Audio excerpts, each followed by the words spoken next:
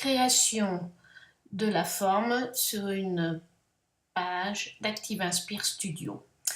Je sélectionne donc l'outil forme en cliquant dessus. Apparaît toute une fenêtre avec une partie en haut concernant les couleurs et tout en bas, en cliquant sur la petite flèche, je peux ouvrir encore un volet qui me permet d'obtenir d'autres formes, que ce soit des formes pleines ou des flèches. Je vais sélectionner d'abord un rectangle au bord arrondi. L'intérieur de celui-ci, je vais choisir la couleur jaune que je sélectionne. Et si je souhaite avoir un entourage de la forme d'une couleur différente, je reviens sur la palette précédente sur laquelle je vais sélectionner mon entourage de couleurs. Et cette fois-ci, je vais prendre la palette avec la couleur rouge. Je me positionne à l'endroit choisi de ma page et je fais ma forme.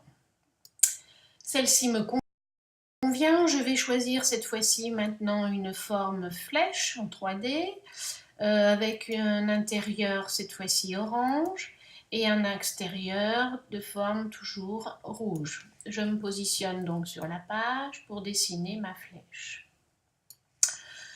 Voilà pour cette première partie. Je reviens sur l'outil sélectionneur et je souhaite cette fois-ci créer d'autres formes identiques. Pour éviter de redessiner une forme avec une taille plus ou moins différente, il me faut donc cliquer sur la première partie, la forme, ouvrir le menu sur lequel je vais m'arrêter sur dupliquer, que je clique, et automatiquement la forme est dupliquée. Je peux renouveler cette duplication autant de fois que nécessaire. Donc ici, j'ai choisi 3 formes. Il m'est possible de faire la même chose avec la forme flèche, donc je reviens sur le menu, descends le curseur jusqu'à dupliquer et déplace ainsi la flèche en fonction de mon choix. Je reviens sur dupliquer de nouveau, 3 fois la même chose. Les bouger de cette façon-là. Elles ne sont pas bien positionnées, donc je vais les aligner en cliquant sur le menu, déroulant jusqu'à la fonction aligner. Et ici, on a une proposition de documents possibles.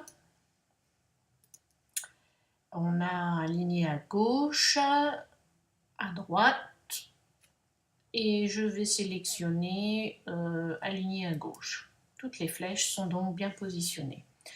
Il en est de même pour mes 3 rectangles que je vais positionner aussi de la même façon. Cette fois-ci, je vais aligner sur la droite. Je peux toutes les 3 les déplacer, de même que mes 3 flèches. En les sélectionnant toutes les 3, je peux les déplacer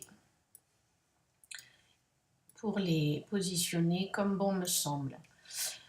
Je peux modifier leur taille de façon à leur correspondre avec les outils positionnés en face.